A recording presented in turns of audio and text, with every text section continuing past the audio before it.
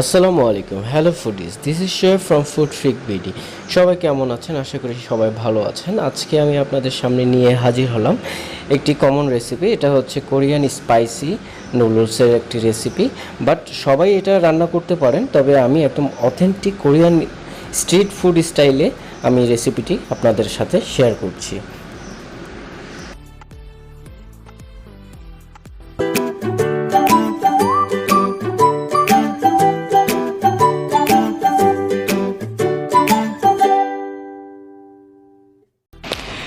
রেসিপিটি তৈরি করার জন্য আমি একটি কোরিয়ান সামিয়াং রামিন নিয়ে নিলাম। আমি হট চিকেন ফ্লেভারের রামিনটা নিয়ে নিয়েছি।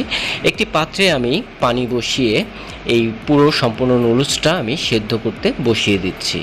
কোনো প্রকারে ভাঙা যাবে না, ভাঙলে আসলে ব্যাপারটা অন্যরকম হয়ে যায়, দেখতেও অসুন্দর লাগে। এবং ঢেকে আমি 5 থেকে 10 মিনিট সিদ্ধ করছি। সিদ্ধ হয়ে গেলে আমি এটাকে ছাড়িয়ে নিচ্ছি, ঠিক যেভাবে আপনারা দেখছেন ভিডিওতে। এরপর আমি সিদ্ধ নুডলসটাকে একটি বাটির মধ্যে তুলে নিচ্ছি।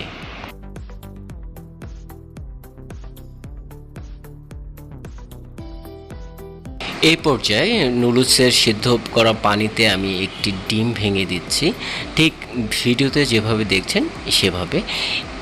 আপনারাও ঠিক এভাবে আপনি নুডলসের পানির মধ্যে ডিমটা সিদ্ধ করে নেবেন, হালকা করে সিদ্ধ করে নেবেন, খুব বেশি করা যাবে না। হালকা ঢেকে 2-3 মিনিট আপনারা এটাকে সিদ্ধ করে নেন। এরপরে আমি সিদ্ধ হয়ে গেলে আমি ডিমটিকে তুলে নিব।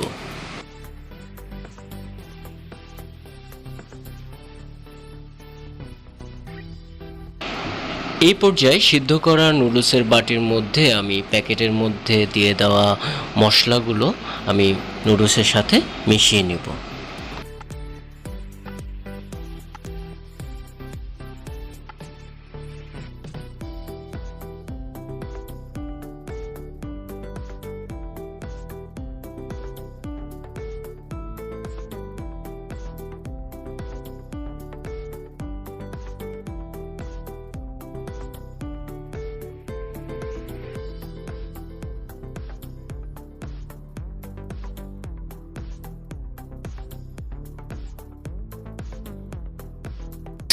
মশলাগুলো খুব ভালো করে মিশিয়ে নিতে হবে, না হলে আসলে অরিজিনাল ফ্লেভারটা পাওয়া যাবে না।